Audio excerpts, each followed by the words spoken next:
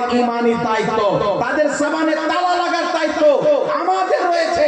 কালকে আকরবুল্লাহর ময়দানে ইমামে হুসেনের পক্ষে যেই 72 জন ছিল তাদের জন্য জান্নাত আছে, 22,000 ইয়াজিদের জন্য জান্নাত নাই। তাই কিয়ামতের সকাল পর্যন্ত যারা হুসাইনি হবে তারা জান্নাতি হবে, ইয়াজিদের যারা পক্ষ নেবে তারা জাহান্নামী হবে। এই জন্য পৃথিবীর মুসলমান বর্তমান সামানাতে রাশিয়াত বলেন আর বিভিন্ন রকমের লোক সুন্নি নাম দিয়ে বিভিন্ন এলাকাতে ঘুরে বেড়াচ্ছে। আর বর্তমান জামানাতে কিছু লোক খুল্লা ইয়াজিদের নামের পর রাদিয়াল্লাহু তাআলা আনহু বলতে চাচ্ছে, বলছে ইয়াজিদের কোনো ভুল নাই, কিন্তু আপনাকে ইসলামের কিছু ইতিহাসের পাতা দেখাতে চাই। এই পৃথিবীর মুসলমান শুনে, ইমাম ইবনে কাসির রাহমাতুল্লাহ আলাইহি নিজের কিতাব আল বিদায়া ওয়ান নিহায়ার মধ্যে লিপিবদ্ধ করেছেন। ইমাম তাবারি রাহমাতুল্লাহ আলাইহি তারিখের তাবারির মধ্যে লিপিবদ্ধ করেছেন। ইমাম সিউতি রাহমাতুল্লাহ আলাইহি তারিখুল খুলফার মধ্যে অনেকটা অংশ উল্লেখ করেছেন। আরো অসংখ্য কিতাব তারিখের দামিশকের মধ্যেও লিপিবদ্ধ রয়েছেন। ইয়াজিদ কেমন ব্যক্তি ছিল শুনেন পৃথিবীর মুসলমান, যেইগুলি কিতাবের রেফারেন্স দিলাম এই কিতাবকে যদি আপনি অধ্যয়ন করেন ইয়াজিদের কালো চরিত্র আপনার সামনে ফাঁস হয়ে যাবে। এমন নিকৃষ্ট ব্যক্তি ছিল, নিজেকে মুসলিমদের খলিফা বলে দাবি করত, কিন্তু পৃথিবীর মুসলমান এই লোকটা নবী পাক সাল্লাল্লাহু আলাইহি ওয়াসাল্লামের পবিত্র মসজিদ, ওই মসজিদে নববীতে 3 দিন পর্যন্ত ঘোড়া বেঁধে পেশাব পায়খানা করিয়েছিল। পবিত্র কাবা ঘর যাকে আমরা বাইতুল্লাহ বলে জানি, আল্লাহর ঘর বলে, সারা মুসলমান যেই কিবলার দিকে পাও করে ঘুমায় না, যেই কিবলার দিকে আমার আপনার নবী মুস্তাফা চেহারা করে পেশাব করতে নিষেধ করেছেন, পিঠ করে পেশাব করতে নিষেধ করেছেন, যেই কিবলার ইজ্জত প্রত্যেক মুসলমানের প্রতি ফরজ আছে, সারা পৃথিবীতে মুসলমান যেই দিয়ে থাক না কেন তাকে কাবার দিকে চেহারা করে নামাজ পড়তে হবে। এত মহান একটি ঘর, এত একটি পবিত্র ঘর, আল্লাহ পাকের বাইতুল্লাহ শরীফের কাবা গিলাফকে এই ইয়াজিদ বাহিনীরা আগুন জ্বালিয়ে পুড়িয়ে ছাই করে দিয়েছিল। পবিত্র কাবার বেহুরমাতি ইয়াজিদ করেছে, নবী মুস্তাফার মসজিদের বেহুরমাতি নবী করেছে। এমন কি যে তারিখটা লিখতেছেন পৃথিবীর মুসলমান, মদিনাবাসীকে ইয়াজিদ 3 দিন পর্যন্ত তার সিপাহীর জন্য হালাল করে দিয়েছিল। ইয়াজিদ বলেছিল মদিনায় 3 দিন পর্যন্ত তোমরা যা ইচ্ছা তা করতে পারো, শরাব পান করতে পারো, দারু পান করতে পারো, এই মদিনা 3 দিন পর্যন্ত তোমাদের জন্য হালাল করে দিলাম। ইসলামিক মহিলাদের সাথে তোমরা বলাৎকার পর্যন্ত করতে পারো। এত নিকৃষ্ট কথা ইয়াজিদ 3 দিন পর্যন্ত করেছিল। শুধু তাই নয়, পৃথিবীর মুসলমান কিছু সাহাবা এবং তাবেঈ তার হাতে বাইত করার পর মদিনাতে গিয়ে তার বাইতকে ভঙ্গ করে এলান করে বলেছিলেন, আমরা ইয়াজিদকে তামিশকে দেখে আসলাম, ইয়াজিদ দারু পান করে, ইয়াজিদ নামাজ ছেড়ে দেয়, ইয়াজিদ 8টা 10টা মহিলা নিয়ে থাকে, ইয়াজিদ এক কুকুরকে নিয়ে খেলাধুলা করে, নাপাক থাকে। এই পৃথিবীর মুসলমান এত একজন চরিত্রহীন ব্যক্তি যে কাবা ঘরের কেলাকে আগুন দিয়ে জ্বালিয়েছে, এত একজন চরিত্রহীন ব্যক্তি যে নবী মুস্তাফার মসজিদে নববী শরীফে 3 দিন পর্যন্ত ঘোড়া বেঁধে পেশাব পায়খানা করিয়েছে, এত চরিত্রহীন ব্যক্তি 3 দিন পর্যন্ত মহিলা মদিনার নারী পবিত্র ইসলামিক শাহজাদীদেরকে তার সিপাহীর জন্য হালাল করেছে, এত নিকৃষ্ট ব্যক্তি যে ব্যক্তি দারু পান করত, নামাজকে ছেড়ে দিত, সে ইসলামের খলিফা হতে পারে না, শয়তানের খলিফা হতে পারে। আজ যারা এমন অপবিত্র ব্যক্তির পক্ষ নিয়ে ইয়াজিদকে সাপোর্ট করতে চায়, কিয়ামতের সকাল পর্যন্ত ইমামে হুসেনের গোলাম জিন্দা থাকবে, ইয়াজিদের নিস্ত নাবুদ করতে থাকবে। যতদিন পর্যন্ত নবীর কালমা পড়নে वाला মুসলমান রয়েছে, রাসূলের পাককে মহব্বত করনে वाला মুসলমান যতদিন জমিনে রয়েছে, ইমামে হুসেন আহলে বাইতের গোলাম যতদিন বেঁচে আছে, ইয়াজিদের পক্ষে যারা কথা বলবে বিনা চ্যালেঞ্জে ছেড়ে দেওয়া হবে না। আলহামদুলিল্লাহ পৃথিবীর মুসলমান আজ আহলে সুন্নাত ওয়াল জামাত এমন একটি পবিত্র দল, সুন্নি জামাত এমন একটি পবিত্র দল, এই দলে মাহমুমে সিন্না নবীর আওলাদ সুন্নি জামাতে, মারহেলার সৈয়দ সুন্নি জামাতে, কেছোচার সৈয়দ সুন্নি জামাতে, বিলগ্রামের সৈয়দ সুন্নি জামাতে, কাটরা শরীফের সৈয়দ সুন্নি জামাতে, পৃথিবীতে যত নবী মুস্তাফা আলো আওলাদ আছে তারা অন্য জামাতের মধ্যে নাই, সবাই সুন্নি জামাতে আছে। বল সুবহানাল্লাহ, সুবহানাল্লাহ, সুবহানাল্লাহ। এই জন্য পৃথিবীর মুসলমান আমাদেরকে ভাবতে হবে, কিছুদিন পর আপনার সামনে কিছু লোক চলে আসতে পারে, ইয়াজিদকে বাঁচানোর চেষ্টা করতে পারে, কিন্তু খবরদার কেউ যদি ইয়াজিদের পক্ষে কথা বলে, আমার আপনার নবী সাল্লাল্লাহু আলাইহি ওয়াসাল্লাম বলেছেন যে যাকে মহব্বত করবে তার হাসর তার সাথে হবে, তার হাসর তার সাথে হবে।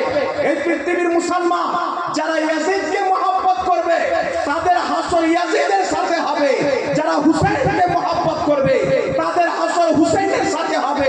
আর হুসাইনের সাথে আমাদের যদি হাসর হয় তো কি হবে? নবী বলছেন আল হাসান ওয়াল হুসাইন সাইয়্যিদা শাবাবি আহলিল জান্নাহ। আমার হাসান হুসাইন শুধু জান্নাতি নয়, জান্নাতি যুবকদের সরদার। আমরা হুসাইনকে ভালোবাসি, কিয়ামতের ময়দানে হুসাইনের সাথে জান্নাতে যাব, হুসাইনের গোলাম হয়ে। বল সুবহানাল্লাহ, সুবহানাল্লাহ, সুবহানাল্লাহ। এই জন্য পৃথিবীর মুসলমান নবী পাক সাল্লাল্লাহু আলাইহি সাল্লাম কি বলেছেন একটু আমার দিকে লক্ষ্য করে শুনেন। রাসূল পাক সাল্লাল্লাহু আলাইহি সাল্লাম ইমামে হুসাইন ইমামে হাসানকে সামনে রেখে আল্লাহর নবী দয়ার নবী মায়ার নবী বলছেন, আল্লাহ এটা আমার হাসান, এটা আমার হুসাইন, আমি হাসান ও হুসাইনকে ভালোবাসি, আল্লাহ তুমিও এদেরকে ভালোবাসো। আল্লাহ যারা এদেরকে মহব্বত করবে তুমি তাদেরকেও মহব্বত করো। আমার নবী 1450 বছর পূর্বে বলে গেছেন, আল্লাহ হুসাইন ও হাসানকে আমি মহব্বত করি, তুমিও মহব্বত করো। আর কিয়ামতের সকাল পর্যন্ত যারা হুসাইনকে মহব্বত করবে আল্লাহ তুমি তাদেরকেও মহব্বত করো। জোরে বল সুবহানাল্লাহ, সুবহানাল্লাহ, সুবহানাল্লাহ। এই জন্য পৃথিবীর মুসলমান ইমামে হাসান ও হুসাইনের ফজিলতের উপরে, তিনাদের ব্যক্তিত্বের উপরে এত অসংখ্য হাদিস বর্ণিত হয়েছে যে হাদিস বয়ান করে শেষ করা যাবে না। তবে পৃথিবীর মুসলমান একটি হাদিস আপনাকে শোনাতে চাই। আমার আপনার নবী সাল্লাল্লাহু আলাইহি সাল্লাম বলেছেন, হুসাইন আমার থেকে, আমি হুসাইন থেকে। আল হুসাইন মিন্নি ওয়া আনা মিনাল হুসাইন, হুসাইন আমার থেকে, আমি হুসাইন থেকে। যে হুসাইনকে কষ্ট দিল সেই ব্যক্তি আমি মুস্তাফাকে কষ্ট দিল।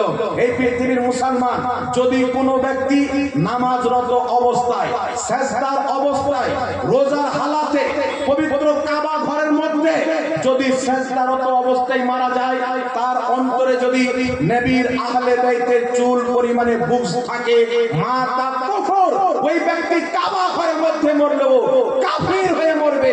আর যদি কোনো ব্যক্তি এমন অবস্থায় মারা যায় যার অন্তরে নবীর আলের মহব্বত আছে, মাতা মুমিন, ওই ব্যক্তি মুমিন হয়ে মরবে। বল সুবহানাল্লাহ, সুবহানাল্লাহ, সুবহানাল্লাহ। ঈমান নিয়ে কবরে যাওয়ার আলামত, ঈমান নিয়ে কবরে যাওয়ার দলিল হচ্ছে আপনার অন্তরে নবীর আলে মহব্বত আছে কি নাই। আজ পৃথিবীর মুসলমান বর্তমান জামানাতে মুহররমুল হারামে নবী মুস্তাফার আলো আওলাদকে, নবী পাকের খানদানকে, নবী মুস্তাফার আহলে বাইতকে যারা মুহররমুল হারামের মাহফিল করে তিনাদেরকে স্মরণ করেন, খিচুড়ির ব্যবস্থা করেন, দোয়া খায়রের ব্যবস্থা করেন, ফাতিহার ব্যবস্থা করে আসেন। কিছু দাড়ি টুপিওয়ালা মার্কেটে শয়তান বেরিয়েছে, এরা বলছে মুহররমে জালসা করা যাবে না, ইমাম হুসেনের শাহাদত বর্ণনা করা যাবে না।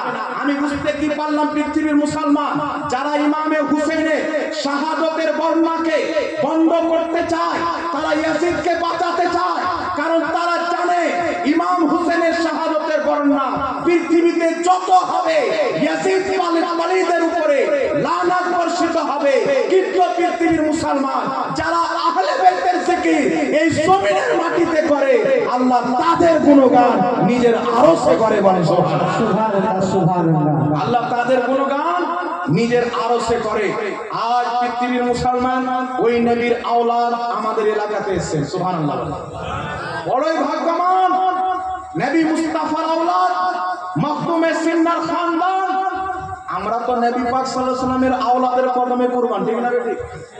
আর খাস করে কালিয়ার জোগার মথাবাড়ির মানুষ, এই এলাকাতে কিছু কিছু লোকের আরো বেশি ভক্ত, বুঝতে পারছেন? মানে হতে হবে এতটি থেকে আরো বেশি ভক্ত আছে, ওভারটেক করনেওয়ালা আছে। আলহামদুলিল্লাহ পৃথিবীর মুসলমান শুনে কয়েকটি মাসলা আপনাকে বলে দিই।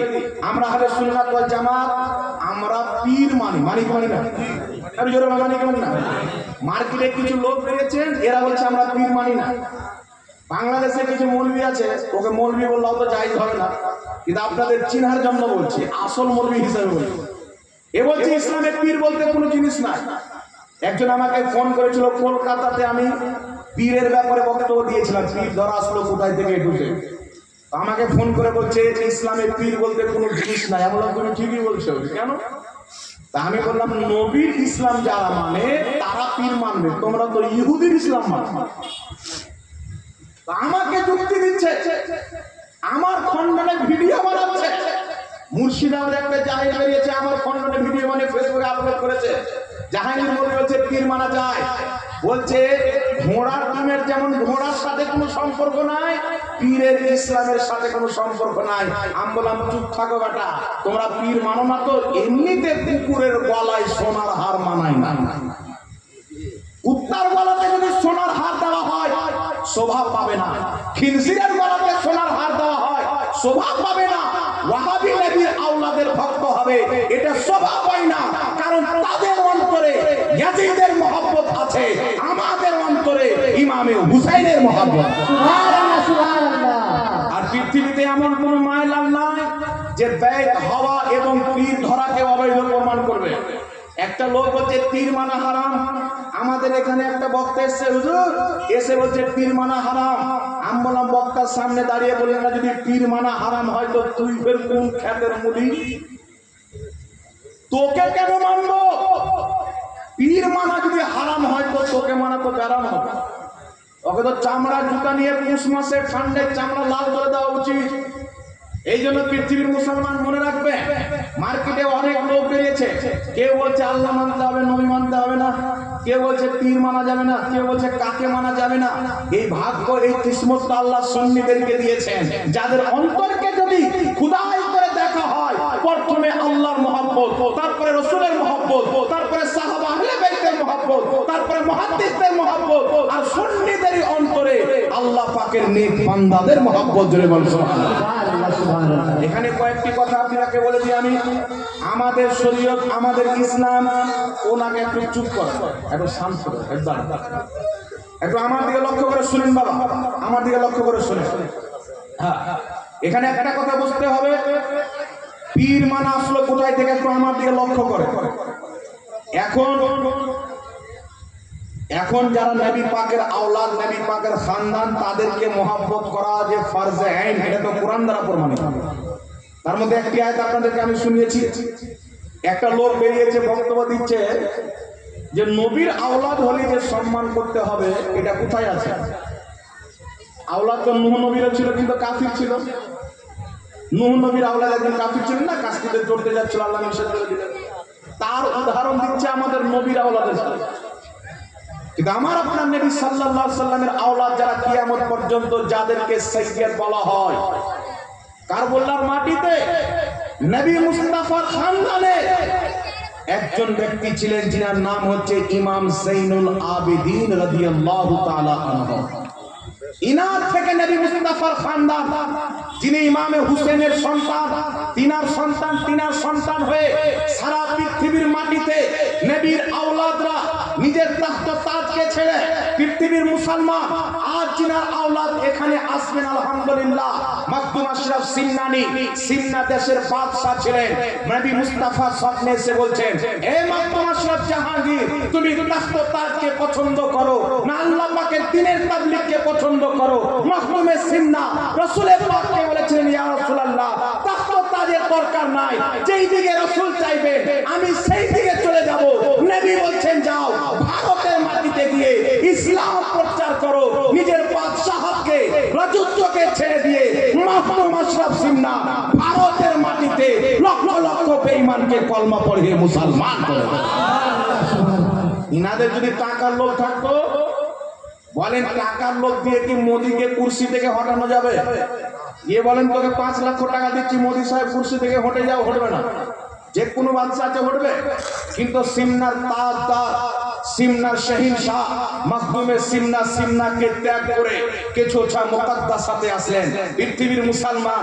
আর এটা বাঙালিদের কিসমত, এত বড় একজন ওলি, নবী পাকের আওলাদ, তিনি যখন মুরিদ হওয়ার কথা আছেন তো দিল্লির দিকে যাচ্ছেন না, অন্য দিকে যাচ্ছেন না, মারহেরার দিকে যাচ্ছেন না, অন্য দিকে যাচ্ছেন না।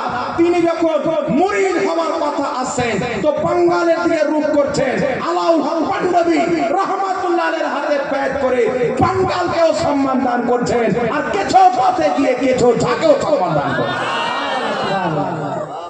এই জন্য পৃথিবীর মুসলমান বাঙালিদের প্রতি খাস করে মালদা জেলা সহ এখানে যত বড় বড় আল্লাহর ওলি সয়ে আছেন, পান্ডুয়া শরীফের আলাউল হক পান্ডুই রহমাতুল্লাহ আলাইহি, আইনায়ে হিন্দ সিরাজউদ্দিন আখি পাক রহমাতুল্লাহ আলাইহি, ইনারা কত বড় মাপের আল্লাহর ওলি, এটা বয়ান করে আমি হয়তো আপনাকে বোঝাতে পারবো না। তবে কয়েকটি আপনাকে কথা বলতে চাই। পৃথিবীর মুসলমান বর্তমান জামানাতে আপনাদের এলাকাতে পীর সাহেব এসেছেন, আমরা পীর সাহেবের সাথে মুসাফা করলাম, তো উনি পীর সাহেব পরে আগে নবীর আওলাদ, কি বলেন জোরে বলেন, আর নবীর আওলাদ আবার পীর, ফজিলতের উপরে ফজিলত। তো পীর তো খেলাফত দিলে আমিও হয়ে যেতে পারি। আমার ভাই মুফতি নূর আলম কাদরি সাহেব যদি হুজুর খেলাফত দিয়ে দেয়, কালকে থেকে ইনিও পীর হয়ে যাবে, নাকি খেলাফত পেলে পীর। কিন্তু নবীর আওলাদ খেলাফত পেয়ে হয় না, নবীর আওলাদ ইবাদত করা হয় না, নবীর আল তাকওয়া পরহেজগারি অর্জন করা হয় না। নবী মুস্তাফার আল তারাই হয় যারা নবী মুস্তাফার আওলাদের বাড়ি জন্মগ্রহণ করে। সুবহানাল্লাহ, সুবহানাল্লাহ। নবীর খানদানের রক্তে যারা জন্মগ্রহণ করে তারা নবী মুস্তাফার আওলাদ হয়। এই পৃথিবীর মুসলমান আগামীতে মুহররমুল হারাম আমাদের চলে আসছে। একটা কথা আপনাদেরকে ভাবতে হবে আর ওয়াদা করতে হবে যে মুহররমুল হারামে ইমামে হুসেন শহীদ হয়েছিলেন, আমরা দুঃখিত না খুশি? দুঃখ আছে কি নাই? এই দুঃখ আছে কি না?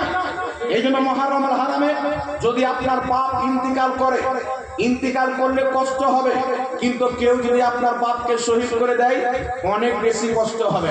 পৃথিবীর মুসলমান ইমামে হুসেনকে, তিনার আওলাদকে কারবালার মাটিতে শহীদ করা হয়েছিল। সুতরাং এই মুহররমুল হারামে আমরা যতই পারি ইমাম হুসেনের নামে ইসালে সওয়াব করব। মানুষের খাওয়া দাওয়ার ব্যবস্থা, গরিব দুঃখীকে দান করার ব্যবস্থা, রোজা রাখার ব্যবস্থা, জালসা মাহফিলের ব্যবস্থা, ভালো কাজের মাধ্যমে এই মহিনাটাকে আমরা পালন করব ইনশাআল্লাহ। এই জন্য বলেন ইনশাআল্লাহ।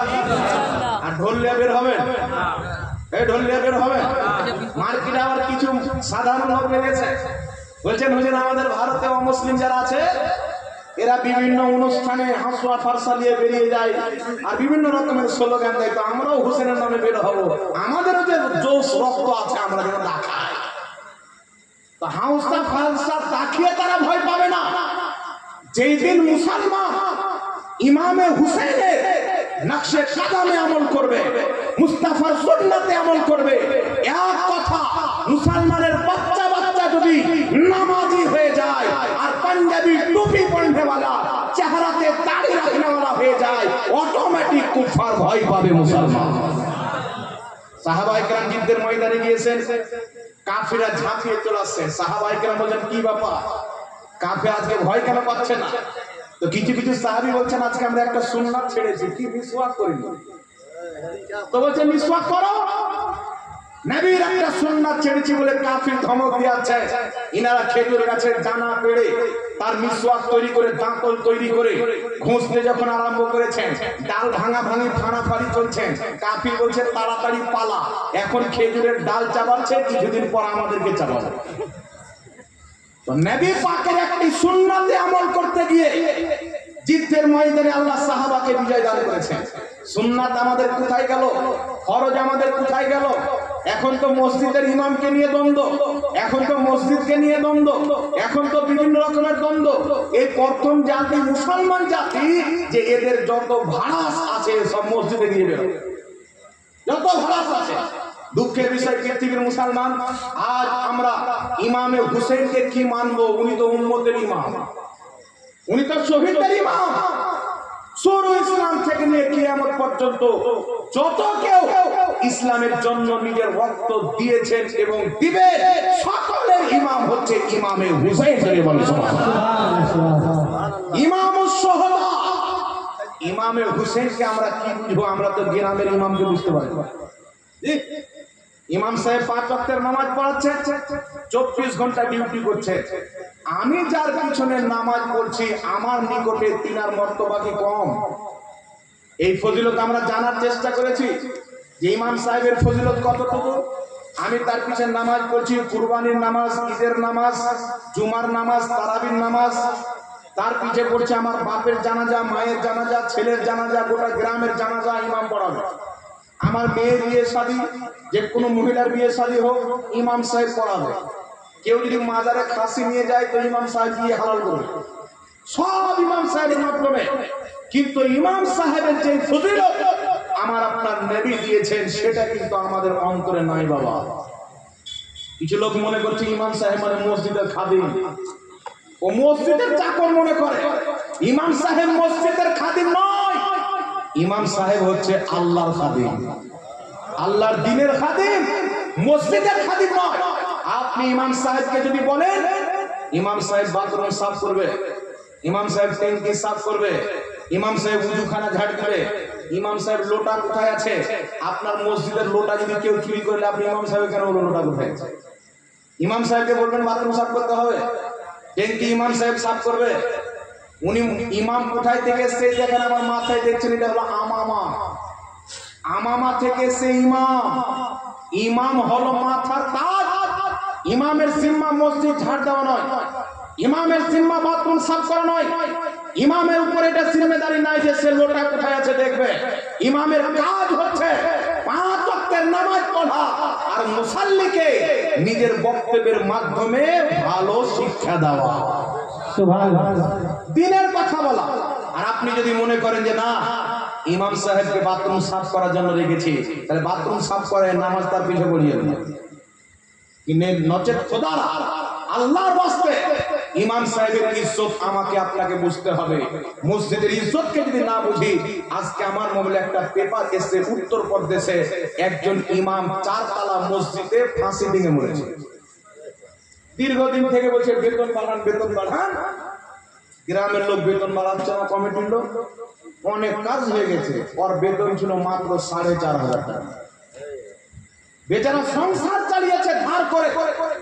1 লাখ টাকা যখন কাজ হয়েছে, পাওনা হয়েছে, লোকজন তার কাছে যখন চাপ দিয়ে চাইতে লেগেছেন, বাধ্য হয়ে ফাঁসি দিয়ে দিয়েছে। কিন্তু সমাজের লোক, এত কিছু কিছু সমাজের লোক নিকৃষ্ট আছে, ওর 10 টাকা বেতন বাড়ায় মানুষ। আলহামদুলিল্লাহ, বেশি দূর আপনাকে যেতে হবে না। সামান্য বীরভূমের মাটিতে একজন হাফিজ সাহেব দীর্ঘ বছর থেকে ইমামতি করেন। এলাকার লোক দেখছেন সাইকেল দিয়ে বাড়ি থেকে আসছেন যাচ্ছেন, গ্রামের লোক টাকা উঠিয়ে ইমাম সাহেবকে মোটর সাইকেল কিনে দিয়েছে। বম্বের মাটিতে ইমাম সাহেব 40 বছর ইমামতি করার পর যখন বয়স্ক হয়ে গেলেন, বয়োজ্যেষ্ঠ হয়ে গেলেন, তিনি বললেন আমি আর ইমামতি করতে পারবো না। তখন ইমাম সাহেবকে তিনারা হাতে প্রায় 10 লক্ষ টাকা ক্যাশ আর প্রতি মহিনা উনি যতদিন বাঁচবেন 10,000 টাকা করে পেনশন হিসেবে বেতন সমাজের লোক থেকে টাকা দিচ্ছেন। আর আমাদের সমাজের লোক কি যে নামাজ পড়ানো তো ধারি ধার না, ইমাম কি আছে আর নাই, ওর তো কোনো চিন্তাই নাই। যত শয়তানি কিছু নামাজের মধ্যে ভরা আছে। ইমাম সাহেবের লুঙ্গিতে কেন দাগ লেগে আছে?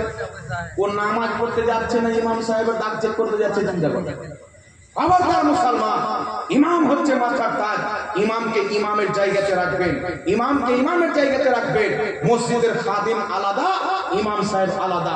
মসজিদের টয়লেট সাফ করবে, মসজিদের আপনার ক্যাতরা সাফ করবে, মসজিদের উজুখানা সাফ করবে, মসজিদের আরো বিভিন্ন জিনিস সাফ করবে। এর জন্য আপনাকে খাদিম রাখতে হবে। ইমাম সাহেবকে দিয়ে আপনাকে লজ্জা লাগা উচিত, যার পিছে ইসলামের সবচাইতে বড় ইবাদত, প্রত্যেক ইবাদত জমিনে ফরজ হয়েছে, নামাজ তো আল্লাহর আরশে ফরজ হয়েছে। নামাজ ফরজ করার জন্য আল্লাহ মুস্তাফাকে 7 নম্বর আকাশের উপরে লামাকা পার করে আরশে আযমে ডেকে নামাজকে ফরজ করেছেন। এই জন্য নামাজের যার পিছে পড়বো তাকে দিয়ে এইগুলো নোংরা কাজ করা যাবে? ইমাম সাহেবের জন্য কাজটাকে নোংরাই মনে হয়। এই জন্য খবরদার এইগুলো কথা আমাদের মুখ দিয়ে যেন ইমাম সাহেবের ব্যাপারে না বাড়ে, বলেন ইনশাআল্লাহ। জোরে বলেন ইনশাআল্লাহ। ইমাম সাহেবের সম্মান করবেন, ইমাম সাহেবকে হাদিয়া পেশ করবেন, আপনিও খুশি, ইমাম সাহেবও খুশি, আল্লাহ আল্লাহ রাসূলও খুশি। সুবহানাল্লাহ। আরেকটি কথা বলছিলাম, বিরাদর ইসলাম, মার্কেটে কিছু লোক এসেছেন বলছে পীর মানা যাবে না। আপনাদের এই মোথাবাড়ি অঞ্চলে সম্ভবত এক জায়গার একটা জালসার লিংক আমাকে পাঠিয়েছে। কলকাতার দিক থেকে একটা রাজমিস্ত্রি বক্তা এসেছিল। ও সারা জীবন রাজমিস্ত্রি করতে করতে দুটো বাংলা চটি বই করে মৌলবি হয়ে গেছে। ওর সামনে গেটটা আমাদের নাম নিয়ে নেই, খালি ওই জাহাঙ্গীর আলম ঝাড়খণ্ড, ওর পাইজামি দিতে সব পড়ে আল্লাহ পাকে এসে ও যুক্তি দিচ্ছে। মানুষ বলে না অমুক ডাক্তারের সাথে আমার হাত আছে, অমুক ডাক্তারের সাথে আমার হাত আছে, অমুক ডাক্তারের সাথে আমার হাত আছে।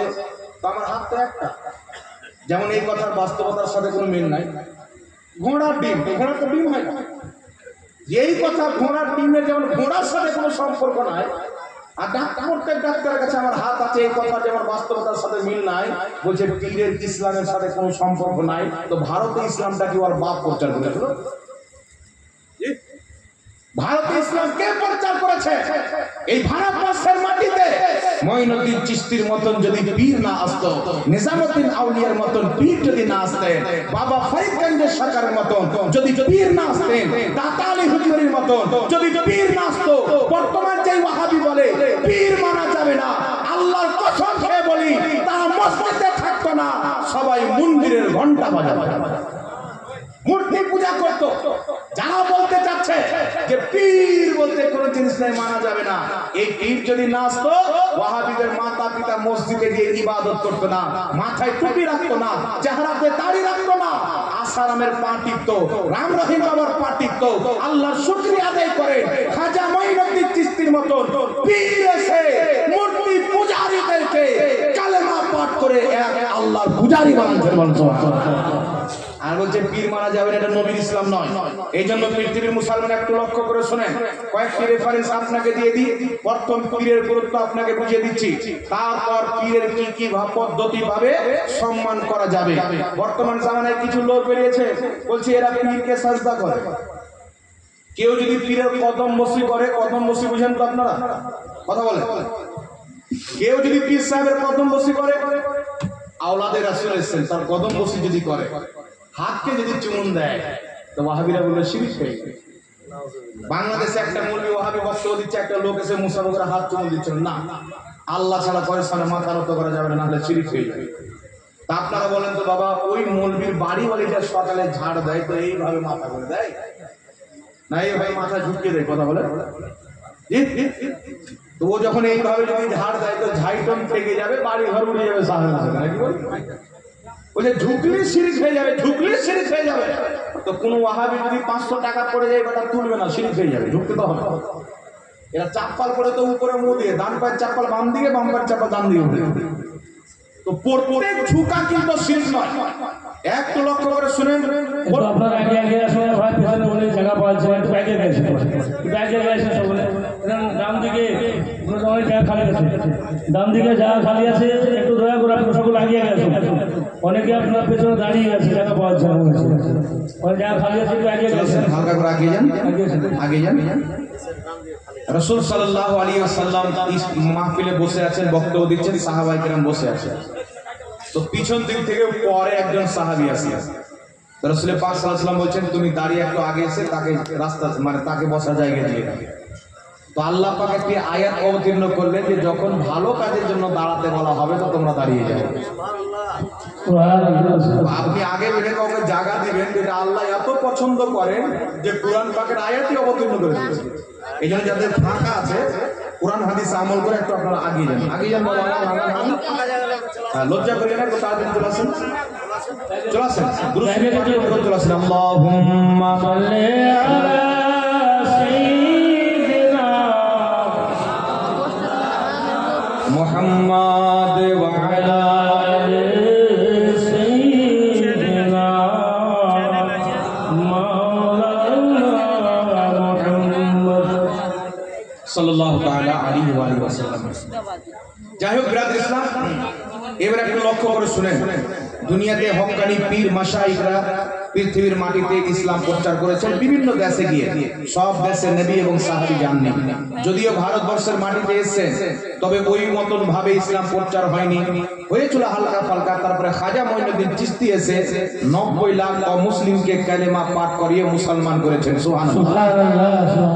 এখানে একটা কথা আপনাকে বলে দিই, বর্তমান জামানায় কিছু লামাযহাবী বেরিয়েছে। লামাযহাবী জানেন, এরা বলছে আমরা কোনো মাযহাব মানি না, শুধু কোরআন আর সহিহ হাদিস। কিন্তু কোন ব্যক্তি যদি বলে যে কোরআন আর সহিহ হাদিস ছাড়া আমরা অন্য কিছু মানি না, ও হলো পাকা বেঈমান। ও পাক্কা বেঈমান। কারণ লামাযহাবীদের ইমাম ইবনে তাইমিয়া মাজমুআ ফাতাওয়ার মধ্যে লিখছে, ইজমাকে অস্বীকার করা হচ্ছে কুফরি। কোন ব্যক্তি যদি কোরআন হাদিস মানি বলে, ইজমা মানি না বলে, ওই ব্যক্তি কাফির হয়ে যাবে। আমরা আহলে সুন্নাত ওয়াল জামাত কোরআন কেও মানি, হাদিস কেও মানি, ইজমা কেও মানি, কিয়াস কেও মানি। আর এখানে একটি কারণ আছে, আল্লাহ বলেন ইয়া আইয়ুহাল্লাযীনা আমানু আতিউল্লাহ ওয়া আতিউর রাসূল ওয়া উলিল আমরি মিনকুম। আল্লাহ পাক বলেন হে বিশ্বাসীগণ, হে ঈমানদার, আল্লাহর হুকুম মানো, ওয়া আতিউর রাসূল, রাসূলের হুকুম মানো, ওয়া উলিল আমরি মিনকুম, এবং উলিল আমরদের হুকুম মানো। আচ্ছা বলেন তো বাবা, কোরআন হাদিস তো যথেষ্ট আছে, কিন্তু উলিল আমরের হুকুম আল্লাহ কেন মানতে বললেন? আগে এখানে একটা কথা বুঝতে হবে যে উলিল আমর কাকে বলে। উলিল আমরের তাফসিরে বিশ্ববিখ্যাত সাহাবী আব্দুল্লাহ ইবনে মাসউদ আব্বাস রাদিয়াল্লাহু তাআলা